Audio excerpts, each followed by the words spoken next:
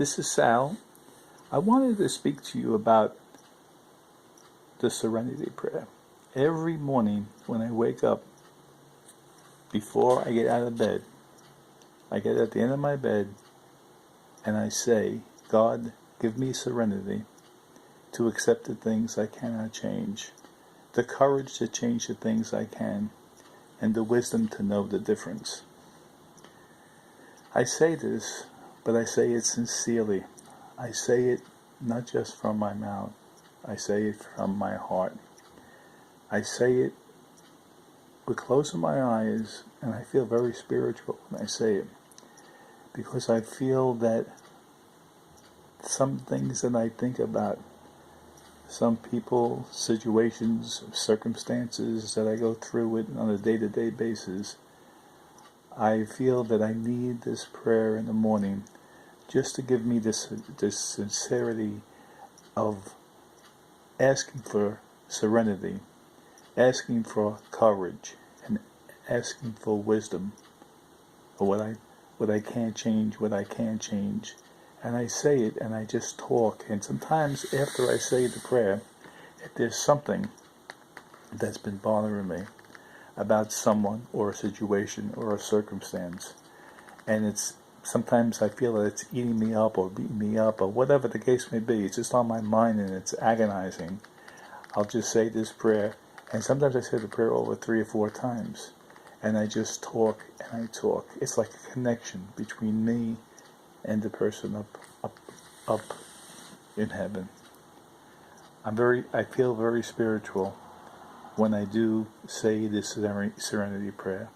And I'm just telling you that sometimes when you're faced with a situation or someone who's inconsiderate of you, of other people, and is bothering you, and there's some situation where you feel that it's not going to change, but you want it to change, and sometimes you can just beat yourself up and not get anywhere with the situation if you confront the situation with someone, or you see things going in one direction and not going to the other direction where you want it to go.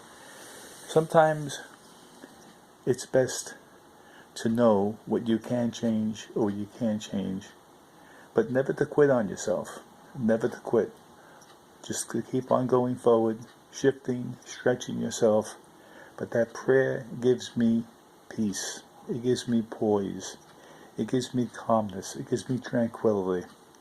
And I'm asking you, if you ever have something that's just bothering you, try this, and you'll see that when you wake up in the morning, before you make that first step to make the coffee or make breakfast or go to the bathroom or whatever it is, just sit there and just say, God, give me the serenity.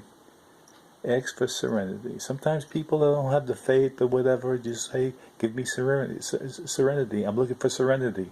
Just talk. Just say the words.